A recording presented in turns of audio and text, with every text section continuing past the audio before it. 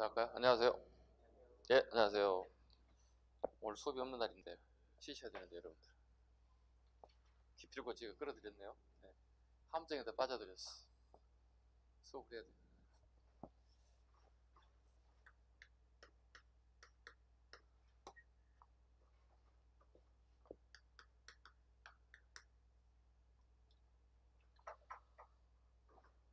자, 167페이지 숙종부터 가겠습니다. 자, 숙종 갑니다. 첫째, 문종의 아들입니다. 문종의 아들이고요. 문종의 아들이 한 5명 정도 되는데 3명이 왕을 하고 2명이 아주 유명한 스님이 돼요. 결론적으로 하면 자식 농사 잘 졌죠.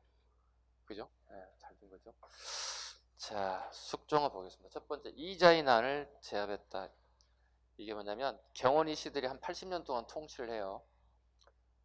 경원이 씨 가문들이 왕비들 계속 배출하게 돼요. 그래서 그 이자이가 권력을 남용해서 난을 일으켰어요. 그래서 이자의 난을 제압했다 정도 하나 체크합니다. 이자의 난을 제압했다. 아니, 왕이 있는데 왜 숙종이 난을 제압했을까? 네, 코멘트에 봐보시면 이런 게 있습니다. 계림공, 계림공은 숙종을 의미합니다. 네.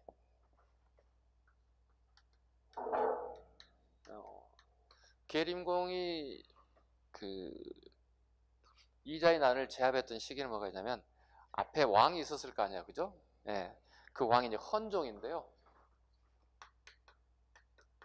이 헌종이 좀 병약하다 보니 이자의 난이 발생하게 됐어요. 이자의 난을 제압했던 계림공은 당연히 자기 이치로 되돌아가면 되는 거죠, 그죠?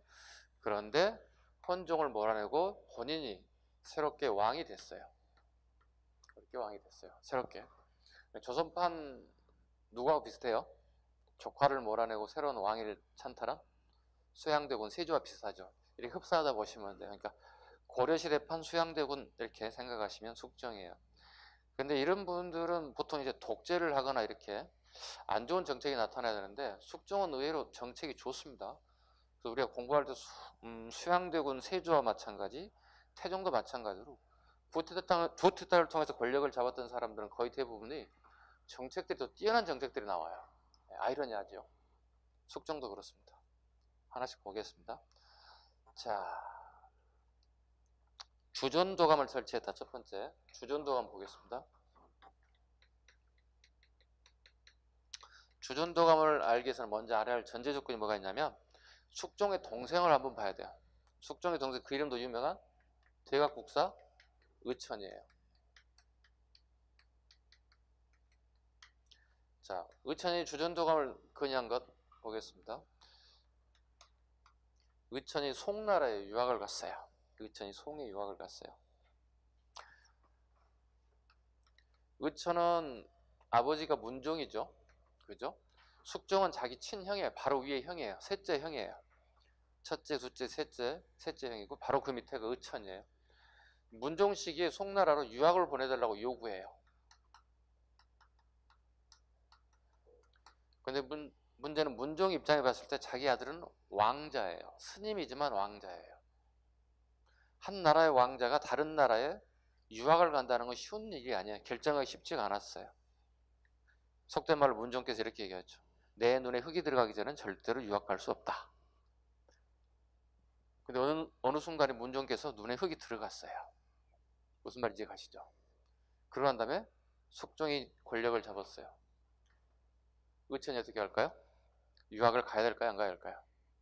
가야죠.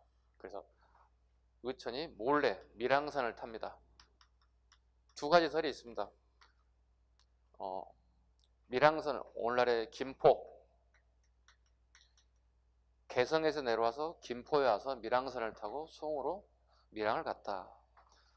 근데 추후 내용을 보면 이분이 왕자 출신이기 때문에 송나라에서 극진한 대우를 하였다 이렇게 얘기해요. 극진한 대우를 하였다. 극진한 대우를 하였다. 약간 상반되죠. 고래 왕자이기 때문에 극진한 대우를 한 거죠. 왕자 출신이기 때문에. 밀항을 했다면 굳이 신경 쓸 필요 없잖아요. 그죠? 두 가지 설이 같이 난무합니다. 두 가지 난무합니다. 그리고 의천이 유학을 가서 봤습니다. 갔더니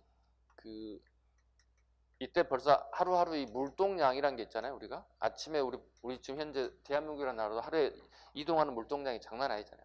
그죠? 전국의 모든 차량들이 움직이잖아요. 기차부터 시작해서 모든 차량들이 움직이잖아요. 하루 물동량이 장난이 아닌 거예요. 그리고 얘들은 강을 통해서 물동량이 이루어지고 그 다음에 거래를 하는데 거의 대부분이 화폐가 이용된다는 사실을 알게 됐어요. 굉장히 편리하죠. 화폐라는 게. 우리는 거의 대부분이 물물 교환입니다. 물물 교환에서 화폐 수단으로 바뀌었다는 사실은 의천이 입장에서는 굉장히 지금 용어로 치면 센세이션한 거예요. 정말 깜짝 놀랄 일인 거예요. 야, 이거 내가 우리나라에 귀국하게 된다면 우리 형님 전하에게 이거 꼭 말씀드려야 되겠다. 그리고 유학 이후에 와서 건의한 거예요. 그래서 주전 도감이 만들어져. 자, 잘라봐요. 항상 도감이라는 단어가 나오면 항상 여러분 뭐라고 했어요? 임시 관청을 의미해요. 고려든 조선이든 간에 도감이라는 단어가 나온다면 무조건 임시 관청이에요. 그 다음에 주전이잖아요. 뭐죠? 화폐를 만들었다는 뜻이에요. 화폐를 만들었다는 뜻이에요. 화폐가 유통되기 위해서 화폐를 만들 필요가 있겠죠. 그 관청을 주전도감이라 하였다. 자, 보시죠. 의천이 주장하여 형에게 건의한 겁니다. 의천이 주장하고 형에게 건의해서 죽석종 임금에게 건의하여 이렇게 되겠죠. 은병을 만들었다. 은병은 다른 말로 할구라고도 해요. 은으로 만들었고요. 그 다음에 이건 고액의 화폐이기도 해요. 이 활자는 넓을 활자예요. 넓을 활자라는 건 뭐냐면 이 주둥이 있죠. 이 주둥이가 넓다는 뜻을 가지고 있어요. 그래서 은병 또는 할구다 이런 뜻을 가지고 있어요. 넓을 활자를 씁니다. 이렇게 은병이 만들어졌고요. 그 다음에 해동의 밑줄 보시고 동국의 밑줄 보시고 삼안의 밑줄 보시죠. 해동, 통보, 중보, 동국, 삼안 이런 게 만들어졌어요. 자, 봐보시죠. 해동은 뭐죠? 바다 동쪽이니까 우리나라를 지칭해. 기억 잘 하셔야 되고, 동국은요, 동쪽에 있는 우리나라지. 삼안은요, 마한 변한 진화를 갖다 우리나라를 지칭해. 전부 다 우리나라를 지칭하는 통보, 중보들이 만들어졌습니다. 화폐가 만들어지기 시작했습니다. 목적, 재정 확보. 재정을 확보할 목적이었다. 화폐를 유통시킨다는 것은 화폐를 그냥 쓰세요 하는 게 아니에요. 화폐에 가치를 매겨놨을 거예요. 네, 한 양의 쌀로 본다면 뭐 한 말, 두 말 이런 식의 그럼 바꿔가야 되는 거야. 그럼 어떻게 해요? 고려한 나라의 창고에 쌀이 있을 거 아니에요. 그죠? 그럼 쌀을 주는 조건으로 뭐가 되는 거죠? 쌀을 받는 조건으로 대신에 화폐가 나가게 된다는 뜻이 되는 거예요. 그럼 화폐를 통해서 통제가 가능해진다는 거예요. 통제가 가능해지고 그다음에 재정적으로 굉장히 여유로워진다는 거죠. 그죠? 즉 국가 예산을 충분히 확보할 수 있다는 이런 계산이 서게 된다는 거죠. 그렇다면 어떻게 1년 예산, 2년 예산을 어떻게 설계가 가능해진다 봐야 되겠죠. 그 다음에 군사력 강화. 군사를 움직인다는 건 뭐예요? 돈이 굉장히 많이 들어가는 일입니다. 예나 지금이나. 그죠? 그 다음에 왕권 강화 방법 중에 하나가 이런 화폐가 필요하다는 사실을 갖다가 느끼게 됐다. 누구의 건이라고요? 의천의 건입니다. 다음 갑니다. 별무반 갑니다. 한 페이지 넘기세요. 별무반 갑니다.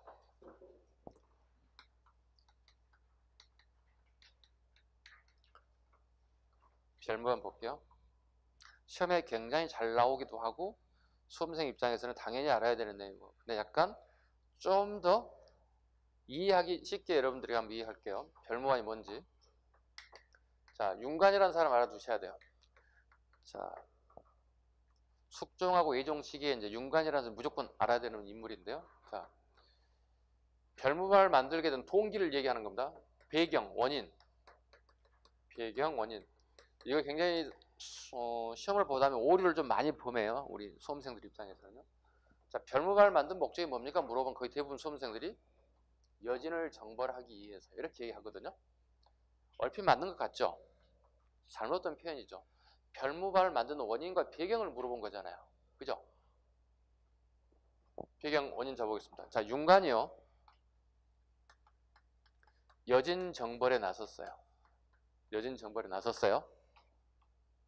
성공해서 실패했어요, 여러분? 성공 손 들어봐. 동북구성 샀잖아. 성공에 실패했어. 실패했다. 네, 실패했어요. 실패했어. 손 안 드신 분은 아예 모른다는 얘기죠. 네, 그렇게 이야기했습니다. 처음 들어봐요, 선생님. 별무바지는 그런 게 있었어요. 뭐. 자, 실패했어요. 실패 원인이 뭐예요? 기병이에요. 여진은 유목민들이에요. 어렸을 때도 말 타던 애들이에요. 굉장히 말을 타는 솜씨가 뛰어난 애들이에요. 그 다음에 무기를 잘 다루는 애들이에요. 1차 실패했어요. 기병 때문에 실패했어요. 그렇다면 이걸 분석했겠죠. 우리에게도 기병이 필요하겠구나. 그래서 윤관 누구에게? 건예, 숙종에게 건의하는 거예요. 뭐라고요? 우리도 이거 길러야 됩니다. 기병 만들어내야 됩니다. 그 결과, 건의 결과 만들어진 게 이제 별무반이에요. 순서 잘 잡으라는 얘기입니다. 별무반을 만든 원인 배경은 1차 공격에서 실패했어요. 그리고 숙종에게 건의하고 난 다음에 별무반을 만들기 시작했어요. 신기군, 신보군, 이렇게 항마군, 이렇게 세 개가 만들어지죠. 신기군, 신보군, 항마군. 신자는 뭐예요? 이게 귀신 신자를 써요. 귀신처럼 빨리 달렸으면 쓰겠다. 기병. 보는요? 보병. 항마군은요? 승병입니다. 항마군은 승병을 의미합니다. 항마는 뜻을 이제 풀어놨습니다. 종교적 힘으로 여진을 뭐로 보고 있죠? 악마를 보고 있어요. 여진을 악마를 보고 있어요. 종교적인 힘을 통해서 악마를 항복시키기를, 굴복시킨다는 그런 의미를 가지고 있는 게 항마군입니다. 세 개를 만들었습니다. 자, 세 개를 만들어서 어떻게 해야 돼요, 이제? 전쟁 준비 다 됐죠? 그죠? 전쟁 준비. 엄청나게 군사훈련 많이 하고 군량미 모아놨어요. 전략 다 세워놨어요. 출동하면 되는 거죠. 근데 갑작스럽게 숙종이 급사를 하게 됐어요. 갑작스럽게 사망하게 됐어요. 전쟁이 어떻게? 수습되어 있다고요. 그 뒤를 물려받은 아들이 예종이에요. 예종은 이렇게 합니다. 아버지 선왕 때 시작해서 아버지 선왕 때 전쟁에 엄청나게 많은 공을 들였는데 군사들이 굉장히 많은 스트레스에 쌓여 있어요. 아버지와 나는 좀 다른 부분을 좀 보여줄 필요가 있는 거예요. 어떻게 해야 될까요? 잠시 스톱시켜요. 전쟁을 준비하는 걸 잠시 스톱시켜요. 그리고 많은 사람들에게 스트레스를 풀 수 있는 시간적 여유를 주게.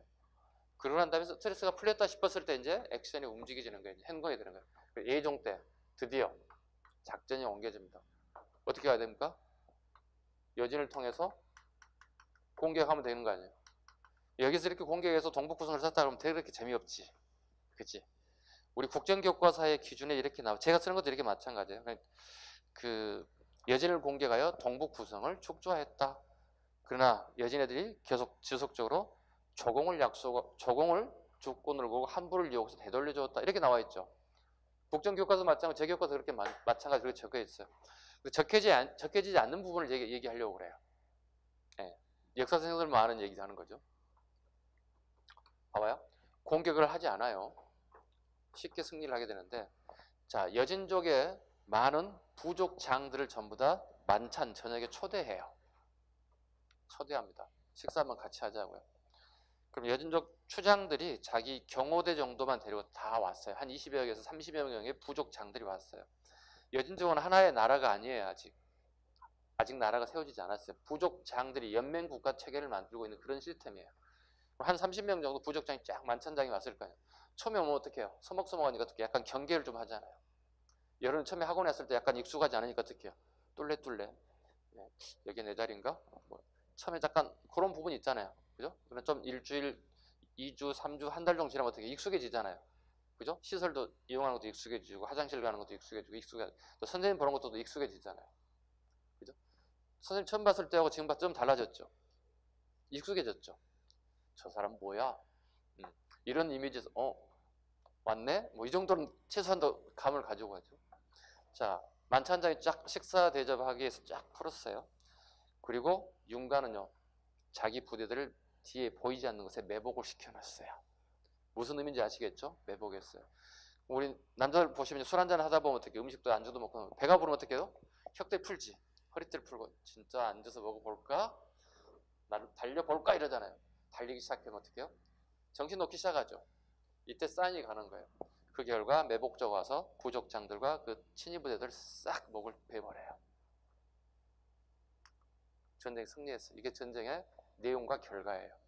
직접 군사장이 진두지휘하고 적진을 향해서 칼을 베고 요즘 치면 막 총을 쏴고 이렇게 하는 게 아니었어요. 부족장들을 초대하는 자리에서 일망타진해 버렸어요.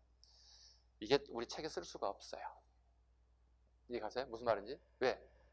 이걸 가지고 굉장히 논란거리가 될 수 있어요. 야, 어떻게 전쟁을 만천장에 사람 초대해가지고 술 먹여가지고 해롱해롱 할 때 매복자 가서 제거하고 이게 승리했다고 이렇게 하는 거예요?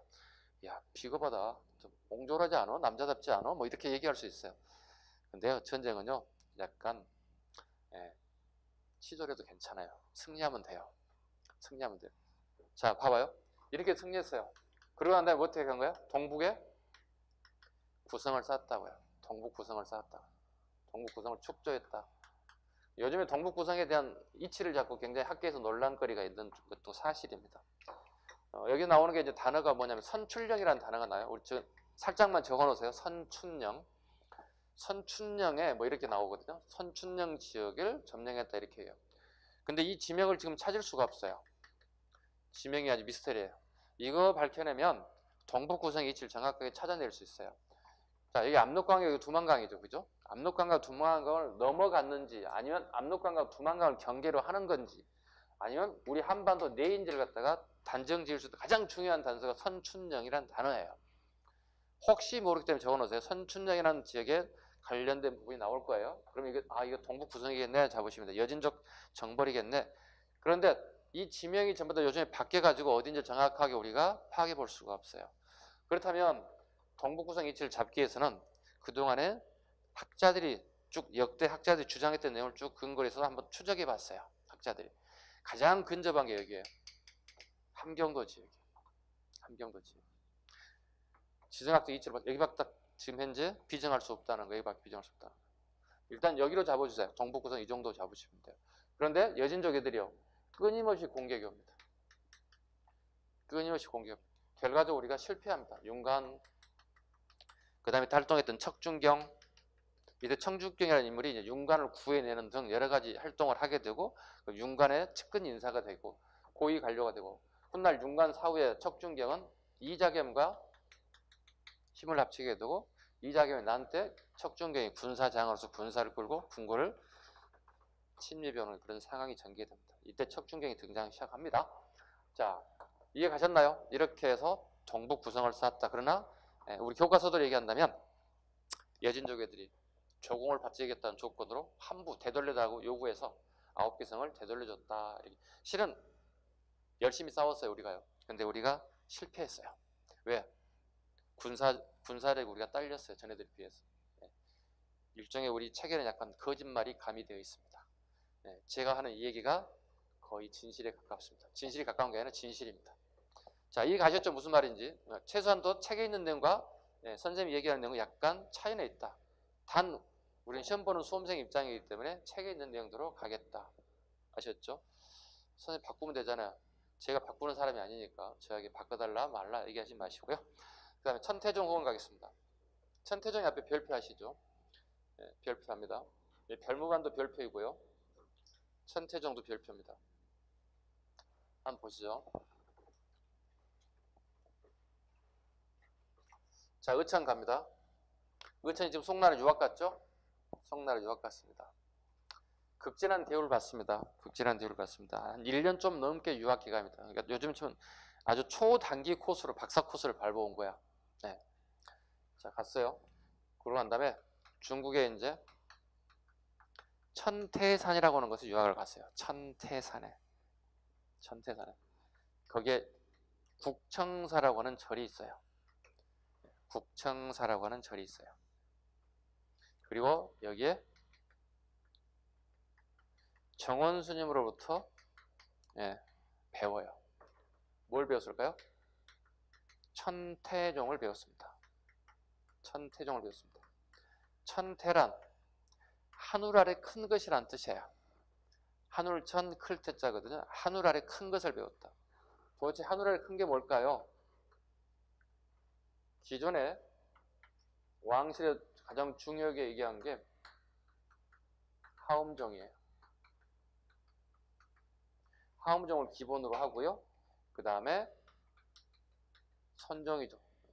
하음정은 교정인 거 다 아시죠? 우리 일전에 수업을 다 들었기 때문에. 그러니까 하음종인 교종과 선종이 하나가 됐어요. 이걸 천태종이라 불러요. 천태종이라. 이거 공부하고 왔어요. 자, 공부를 마치고 다시 우리나라에 들어왔어요. 그리고 난 다음에 해동 천태종의 개조가 돼서 처음 열은 사람의 뜻이에요. 천태종은 중국에서 가져온 건데 해동은 우리나라는 뜻이에요. 우리나라에 처음으로 천태종을 열었다. 그리고 국청사라고는 이름이 꼭 같은 절을 만들어요. 왕실의 도움을 받죠. 그러니까 그 절을 지으려면 가장 기본적으로 뭐예요? 재원이 있어야 될 거 아니에요. 돈이 있어야 될 거 아니에요. 그 재원을 숙종임금하고 그다음에 자기 어머니 모우가 그 자금을 대게 돼요. 또 중간에 곤란한 상황을 겪기도 합니다. 자기 모우가 돌아가시고 숙종이 권력을 돌아가시고 잃고 난 다음에 이후에 이제 의천이 설달에 좀 약해지죠. 그리고 한동안 순천 송광사에 가가지고 공부하고 다시 되돌아와서 국정사를 또 완성하게 된다. 주지 스님을 역할을 하게 됐다 보시면 돼요. 그래서 똑같죠. 천태산에서 천태종을 배워왔고 국정사에서 자기 스승 정원 스님으로부터 공부를 하고 고려에 와서 똑같이 국정사에서 주지 스님을 했어요. 처음 주지 스님이 된 것은 국정사가 아니고 어딘 줄 아시죠? 왕응사예요. 왕응사 출가해서 11살에 출가해서 13살에 승통이 돼요. 고려 승려들 통솔하는 자리에 올라가요. 그리고 국청사 2개 절과 알아두셔야 돼요. 왕응사, 국청사 이 2개 정도는 알아두셔야 돼요. 이건 두 스님 나 무조건 의천이에요. 이 정도까지만 가겠습니다. 자, 인주이슈와 연결된 법상정을 누르고, 법상정은 우리 알다시피 귀족들이 혼하는 불교입니다. 그죠? 상자가 무슨 상자라고 그랬어요? 항상 서로 상자이긴 하지만 우리 불교에서 쓰는 용어는 뭐라고요? 차이. 우리는 A와 B가 다르다. A와 B가 다르다는 걸 의미하죠. 하음정과 우리 법상정은 다르다는 걸 의미한다고 분명히 말씀드렸습니다. 그 다음에 남경에 궁궐을 짓고 개발하였다. 그래서 남경에 궁궐을 짓고 개발하였다. 풍수지리가 적용되었고 격양의 문벌귀족을 견제할 목적이다. 자, 볼까요? 삼경제도란 게 있죠. 자, 보겠습니다. 고려의 삼경제도, 수도를 3개를 잡았다는 뜻이죠. 이건 기본적으로 풍수지리가 적용된다 보시면 돼요. 풍수지리가 적용되었다. 고려 수도를 개성이라 불렀겠죠. 여기 뭐라 부르나요? 경, 서울경자를 쓰는 거죠. 그 다음에 평양을 뭐라 불렀나요? 서쪽의 수도라는 뜻에서 서경. 경주는 동쪽에 있죠. 경주를 뭐라 불렀을까요? 이렇게 동경 불렀다는 거예요. 근데 후대로 가다 보니 동경보다는 서울, 한양이 그 당시 영어로 쓸게요. 한양이 더 낫겠다 생각해서 한양으로 옮겼어요. 이걸 갖다 남경이라고 그러죠. 남경. 이거 이제 문종 때 이제 결정이 돼요. 이렇게 옮기겠다. 자기 아버지 때. 그러고 난 다음에 숙종 때 이게 이제 완전히 확정돼서 공사가 진행되고 그 다음에 여기에 별궁이 지어지게 돼요.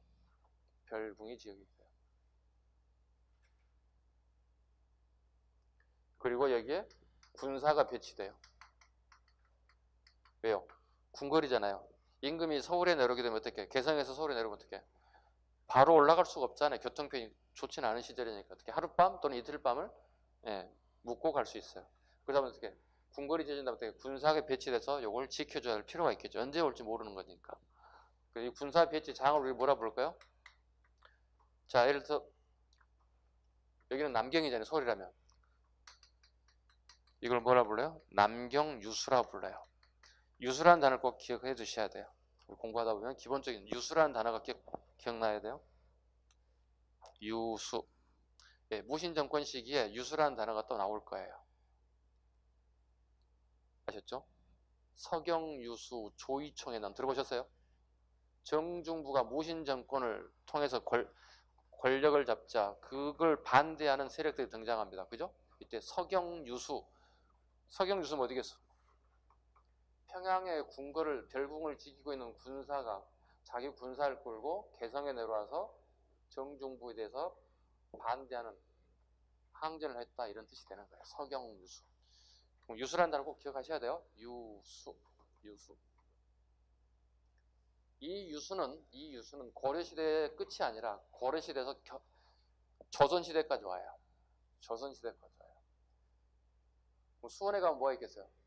수원 유수가 있고 강화도 가면 뭐가 있겠어요? 강화 유수가 있는 거예요. 이 유수는요, 왕이 직접 임명을 하고 그 지역의 정부에 대한 모든 업무 보고는 한 달이 두 달을 거쳐가는 게 직보를 받아요. 유수는 어떻게 해요? 막강한 파워를 가지고 있는 자리예요. 왕과 독대를 할 수 있는 자리예요. 왕에 직접 보고할 수 있는 자리예요. 고려와 조선시대의 유수 자리는 굉장히 중요한 자리예요. 즉 왕에 신임할 수 있는 사람들을 유수로 내보낸다고 보시면 돼요. 이해가셨죠? 자, 그 다음에 서적포 설치갑니다. 서적포는 쉽게 해서 관악진흥체계예요. 지금 우리가 하고 있는 것은 고려시대에서 상대, 중대, 하대로 구분한다면 중대시기예요. 중대시기예요. 중대시기가 되는 것은 이게 뭐냐면 어느 시대든 간에 중대가 되면요 보수화되기 시작해요. 보수화되기 시작해요. 보수화가 점점 진행되면 어떻게 될까요? 부패하는 시기가 와요. 항상 어느 시대든 역사를 보면 신라가 됐든 고려가 됐든 조선이 됐든 간에 어느 한 권력 집단이 정권을 장기적으로 집권을 하게 되면 지키려고 하는 게 더 많아져요. 보수화되다 보니 부패되기 시작하고 마찬가지입니다. 자, 무슨 상황이 발생되는지 한번 보겠습니다. 자, 중대가 되기 시작하면 나라의 체계가 이제 안전화됐죠. 모든 체계가 안정화되고 그대로 골격대로 그대로 가는 건데 중대가 되면 이제 뭐가 문제냐면 과거제도, 즉 과거 시험에 있어서 이제 문제점이 하나씩 드러나기 시작해요. 과거 시험에. 고려라고 하는 데는 대학이 있죠. 고려에도. 네. 고려 대학이 아니고 고려에도 대학이 있습니다. 고려시대 대학을 뭐라 불렀어요? 응? 고려시대 대학. 국학, 국자감 기억 안 나세요? 있죠? 네. 국자감이 있거든요. 국자감. 예종 때 국학으로 바뀌어요. 다 알아두셔야 돼요. 네. 성종 때 만들었다가 예종 때 대학 이름이 병지하게. 자, 보통 여기 출신자들이 과거 합격을 다 차지했어요. 쉽게 얘기하면 오늘날에 서울대학교 나온 친구들이 과거 시험에 다 합격했다 보시면 돼요. 거기서 공부했던 친구들이요. 근데 중대가 되면은 무슨 문제가 발생되냐면 문화시중은 그 시기에 가장 높은 종일품에 해당되는 계급을 가지고 있는 사람들이 요즘 치면 정년퇴임하고 밖에 나와요. 정년퇴임하고 나온 다음에 뭘 하냐면 요즘 치면 학원을 차리는 거예요. 학원을 차려요. 뭐 하기 위해서요? 여러분과 같이 과거 시험 패스하기 위해서 시험을 준비하는 거예요. 그런데 1년, 2년 지나다 보니까 이 사람들이 차린 학원들에서 과거 합격자가 90% 이상을 갖다 배출하기 시작했어. 여기 학생들이 10%밖에 안 되는 뚝 떨어졌어.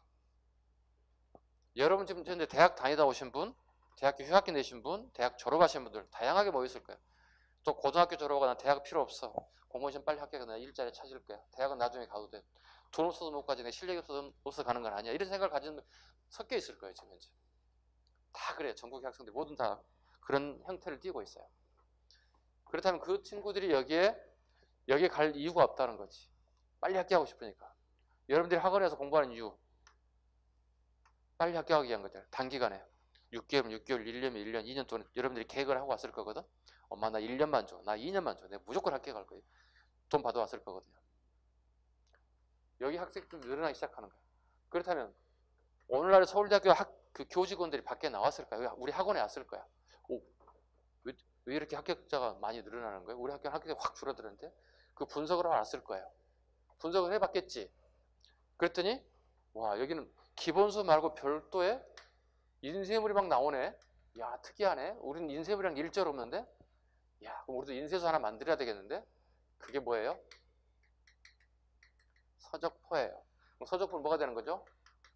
관악 진흥책이 되는 거예요. 관악 진흥책이 되는 거예요. 그래서 관악 진흥책은 숙종, 예종, 충자랑 다 알아야 돼. 무조건 시험의 요소가 되는 거예요. 지금 숙종만 하기 때문에 일단 숙종만 치고 들어갈게요. 여러분들 초등학교 다닐 때 한번 기억을 되살려 보실까요? 여러분들 관악진흥책의 혜택을 받았을 거예요. 선생님은 관악진흥책에 대한 혜택을 전혀 받아보지를 못했는데 여러분 아마 관악진흥책 혜택을 받았을 거예요. 한번 잘 생각해 보세요. 여러분 초등학교 시절에 방과 후 학습 해보신 분 손 한번 들어보시죠. 피아노, 뭐 미술, 뭐 별의별 거 다 있잖아요. 학교 가면 운동하는 좋아하는 사람 축구하기, 뭐 태권도 하기. 손 한번 들어봐요. 진짜로. 왜? 그게 관악진흥책이에요. 여러분 이미 관악진흥책 혜택을 받았어요. 비용이 쌌죠? 2만 원, 3만 원, 4만 원 안쪽이었죠. 한 달 비용이. 저렴했잖아요. 근데 한 달, 두 달 지나도 이거 어떻게 해요? 교육 내용이 좀 부실해졌죠. 예부에서 들어온 선생님들이 강의 내용이 처음에는 괜찮아요. 점차 부실해지죠. 그죠? 그러고 난 엄마한테 가서 엄마 나 다시 학원 다녀야 되겠어 미술학원. 이렇게 얘기하죠. 비용이 적게 들 만큼 그 정도밖에 교육을 안 시켜준다는 논리가 성립돼요. 강사에게 돌아갈 목이 적어지면 어떻게 그 강사는 내용이 부실해질 수밖에 없어요. 대충 떼고 시간 떼고 가는 거예요. 그리고 자기 학원이나 또는 자기가 운영하는 또 강의하는 곳에 가서 더 열심히 강의하겠죠. 그러다 보니까 초등학교 시기에 했던 그 관악진흥책 성공했을 것 같아요? 실패했을 것 같아요? 실패하는 거예요. 그 실패하면서 지금도 또 있어. 지금도 계속 있어. 학교마다 가보면 지금도 있어. 제가 아는 그 친구 녀석이 초등학교 선생님이 하나 있어요.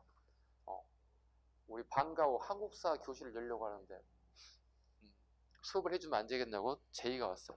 공채해 공채. 공채하면 막 밀릴 텐데 역사학과 졸업한 애들 한두 명이 아닐 텐데 왜 나를 섭외하려고 그러냐고. 몸값이 좀 비싼데 몸값 줄 테니까 얼마 주는데 우린 몸값 얘기했잖아요. 그럼 이게 트라이가 안 돼 이제. 안 되겠네. 포기해요. 포기해요. 그게 여러분 방과 학습이에요. 이해가셨죠? 자, 숙종 때 뭐라고요? 서적포. 뭐 하는 기능이라고요? 인쇄 기능이라고요. 인쇄 기능. 근데 이게 이제 시험장까지 가야 되잖아요. 재밌게는 들었는데 시험장에서 맞춰야 되잖아요. 자, 외울까요? 숙종의 시옷 할 때 시옷, 서적포의 시옷 이렇게 외우시면 돼요. 시옷, 시옷 하나 암기하고 갑시다. 숙종의 시옷, 서적포의 시옷, 시옷, 시옷. 이건 시험용입니다. 지극히 시험용입니다. 시옷, 시옷. 여러분이 살만 붙이면 돼요. 숙종 때 관악진흥책, 서적포, 인쇄소입니다. 다음 가보죠. 평양에 기자사당을 건립하고 기자에 대한 숭배를 강화했다. 예, 기자사당 밑줄 하면 보시죠. 재작년 기출지문이 나와 있네요. 기자사당. 저하고 수업을 기자를 했던 분들은 이해 가시겠죠? 자 보시죠. 우리 고조선 공부할 때 기자조선 기억나시죠? 기자. 중국 주나라 출신의 기자가 우리 조선에 와서 봤더니 영 엉망진창이더라. A도 없고 풍속도 없고 엉망진창이더라. 즉 오랑캐로 보고 있더라. 우리를. 이게 우리나라에게 A와 범죄를 가르쳐서 오늘날 우리가 이렇게 살고 있는 모습이다. 기자를 갖다가 고려시대에 기자사당을 지었다. 마찬가지 조선시대에도 기자사당을 짓고 그분을 추앙했다. 이 얘기예요. 기자를 고려와 조선 전부 다 인정했다는 뜻이 되는 거예요. 기자조선을. 근데 우리 지금 현재 학회에서는 기자조선을 인정해요? 인정하지 않아요? 인정하지 않는다고요. 대신 누구를 인정합니까? 이만 조선을 인정하고 있다고요. 이만조선을 인정하고 있다고. 그럼에도 불구하고 기자조선도 알아야 되고 이만조선도 수험생 입장은 두 개 다 알아야 된다는 얘기예요. 그 다음에요. 탐나국. 제주도죠 오늘날에. 탐나국을 탐나군으로 계층하여 제주도를 중앙행정조직으로 편입했다. 그 다음에 근친혼. 왕실의 문제가 이제 근친혼인데 근친혼을 금지하는 명령을 내렸다.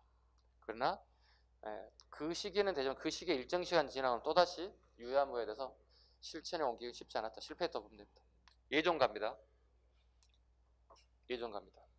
좌측 하단에 있는 그 합해들은 여러분들이 한번 살펴보셔야 됩니다. 네, 이렇게 되어 있구나 하는 것 정도. 예종가겠습니다. 자, 동북 구성을 축조했다. 동북 구성을 축조했다. 자, 어떻게 해서 동북 구성을 축조했는지 아까 이 얘기 드렸어요. 어떤 방식이었는지. 동북 구성을 축조했다. 그 다음에 셋째 줄에 그네들이 되돌려 달라고 요구합니다. 저공을 바칠 터이니 구성을 좀 되돌려 주세요. 그래서 우리가 관리하기가 어려서 되돌려줬다 이렇게 표현을 하고 있습니다. 우리 교재. 그 다음에 이때 척중경의 한략도 본격적으로 시작되었다. 그 다음에 간무는 재작년 기출지문이기도 해요. 기출지문이에요. 간무. 지방간이 파견된 동네가 주현. 지방간이 파견된 동네를 주현. 파견되지 않는 동네가 속현. 고려시대는 주현보다는 속현이 더 훨씬 많았어요. 아직 지방 모든 부분에, 지방 모든 동네에 관리자를 다 파견할 수는 없었어요. 그 시기에. 이때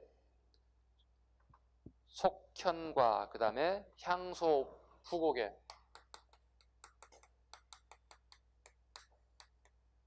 간무를 파견했다. 간무를 파견했다.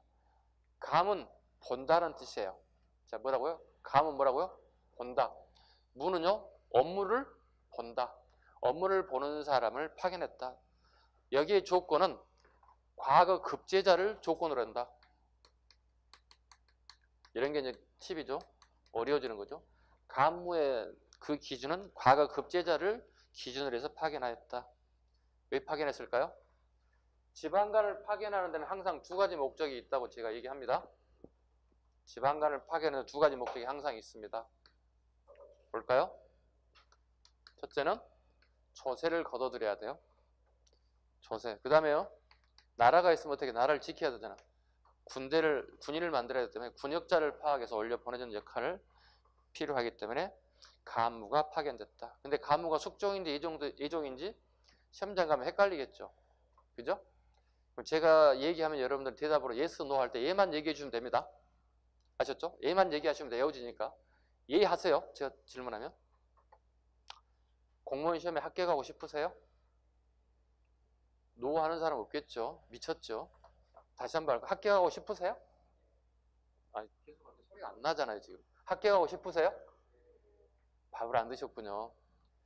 자, 그러면 한 번 더 해보시죠. 복을 원하세요?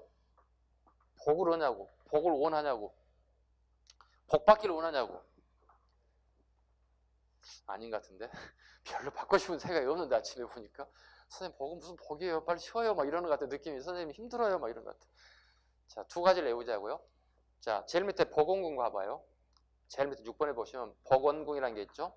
궁궐에다가 도교 사원을 짓고 도교를 진흥시킨 인물이 예종이에요. 그래서 자, 다시 한번 하죠. 복을 원하세요? 네. 그 다음에 좀 이따가 쉬는 시간에 편의점 가보시면 예감이라고 하는 비스켓이 있어요. 맛 더럽게 없는 과자가 하나 있어요. 예감이라는 과자. 에이스보다 더 맛이 없어요. 선생님이 먹어본 결과 예감 이렇게 외우시면 됩니다. 예자와 감자, 예감, 복을 원하세요? 예, 예종 두 가지는 이렇게 암기하시라는 뜻입니다. 지극히 시험용입니다. 복을 원하세요? 복원군 암기하시고 재작년 기출, 간무 계속 기출되고 있습니다. 예종입니다. 다시 예종 때 다시 경원이 씨 집안에 이자겸이 다시 예종과 결혼관계 딸을 보내게 되면서 다시 이제 또 경원이 씨 세력이 정권을 잡는 시기가 또 왔습니다. 그러니까 관학진흥책 아까 숙종했죠? 숙종을 어떻게 외우라고 했죠?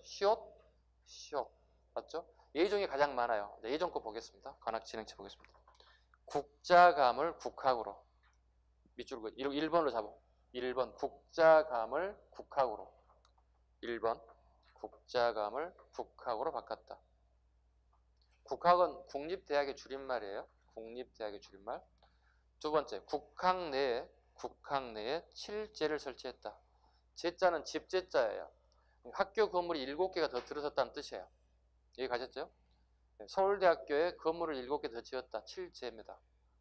칠제는 또 구분합니다. 유학을 공부하기 위해서 6개의 건물을 썼고 하나의 건물은 강해제입니다. 이 강해제는 무예라고 써놨어요. 무예를 교육했다. 무술을 가르쳤다. 강해제는 무술을 가르친 대표적인 것이다. 왜일까? 왜일까요? 자, 봐봐요. 고려는 무과 제도가 있어요, 없어요? 과거 시험에? 없죠. 근데 여진족들이 계속 좀 일어나고 있죠. 북방의 경계를 한층 더 강화시켜야 할 필요가 왔죠. 근데 문과 가게 가까이 애들한테 이렇게 얘기합니다. 여러분 전부 다 지금 이제 문과가 아니라 문과 시험이거든. 지금 거의 대부분이. 자, 문과가 없기 때문에 발령을 내줘요. 자, 초급장교 소위로 발령 내준다 쳐봐요. 자, 너 저기 전방에 가가지고 근무해. 여진족 좀 막어. 그랬더니 합격자들이 뭐라고 해요? 저기요, 발령자 저 안 되는데요. 왜? 저는 칼을 한 번도 잡아본 적도 없고 활을 쏘본 적도 없습니다. 무술의 무도 모르고요. 병법의 병자도 모르고 진법의 진자도 모른다. 근데 제가 어떻게 저기 가서 무사로서 활동할 수 있겠습니까? 저는 포기하겠습니다. 임용을 포기하겠습니다. 이런 상황이 계속 전개돼요. 즉 특히 그 애들이 누구냐면 국자감 출신들이에요. 국학 출신들이에요. 그 애들이 지금 요즘 서울대학교 나오는 애들이 다 포기하는 거예요. 그렇다면 왜 이걸 했을까? 국학에서 아까 관학진흥체를 했잖아요. 그러면 사학에서 뭐 하고 있다는 얘기죠? 사학에서 뭐 하고 있다는 얘기죠? 가르치고 있다는 거예요. 봐봐요. 사학의 대표적인 사람이 최충 같은 사람들이잖아요. 문홍공도 9개, 그 다음에 3개, 총 몇 개가 만들어진 거야? 개경에 12개의 학원이 만들어진 거야. 과거 시험을 준비한 학원이 만들어진 거야. 여기서 뭘 가르치는 거야? 문무를 교육시키는 거야. 그럼 쟤네들 발령하면 어떻게? 땡큐 하고 잘 근무한다는 얘기지. 오, 빨리 발령해 고맙습니다. 근데 서울대학교 졸업생들이 합격한 애들 어떻게? 저 안 되는데요? 이게 굉장히 큰 문제로 부각된다는 거야. 인재는 인재인데 임용을 포기한다는 거잖아요. 안 되겠네? 우리도 가르쳐야 되겠네? 강해집니다. 강해짐 줄고 있습니다. 선생님, 그러면 저기 문헌공도 포함한 12개 학교에서는 어디서 가르쳤나요? 그 제도가 뭐냐? 그건 기록이 없어요. 그건 말을 못 하겠어요. 기록이 없기 때문에. 최소한도 강해제 정도는 잡아주셔야 됩니다. 세 번째 갑니다. 학문연구기관인 청년각과 보문각을 만들었습니다. 이건 쉽게 얘기하면 대학교 가면 교수님 연구실이에요. 교수실이에요. 청년각과 보문각. 교수들이 안정적으로 연구를 계속 지속할 수 있게끔 만든 게 청년각과 보문각. 이게 9급 정도 보시면 되고요. 7급을 준비한 사람은 청년각과 보문각을 잘라봐. 국학 내가 있고 예가 있어요. 그러니까 청년각은 오늘날의 서울대학교 내에 있는 거고 보문각은 서울대학교 밖에 있어요. 내예를 적어놔. 내예. 9급은 하나로 잡아도 상관없고 7급 준비하신 분들 내에 안쪽과 바깥쪽에 따로따로 배치되어 있다는 사실까지 잡으시면 되고요. 그 다음에 장학재단이 양형고 네 번째 잡으면 되겠죠. 하나, 둘, 셋, 네 번째로 양형고, 장학기금인 양형고를 설치하였다. 그 다음에 구제도감과 해민국을 설치했다. 도감 자르면 돼 항상. 도감 뭐야? 임시 관청이야. 구제 빈민이죠. 빈민구제. 해민 이건 약국입니다. 빈민들에게 약을 살 수 있게끔 해민국을 설치했다. 보공궁 궁궐내에다가 도교 사원을 짓고 도교를 진흥시켰다. 외우시기 바랍니다. 복을 원하시죠? 네, 예종하시면 될 것 같습니다. 자, 조금 쉬었다가 가겠습니다. 통치제 정리를 조금 쉬겠습니다.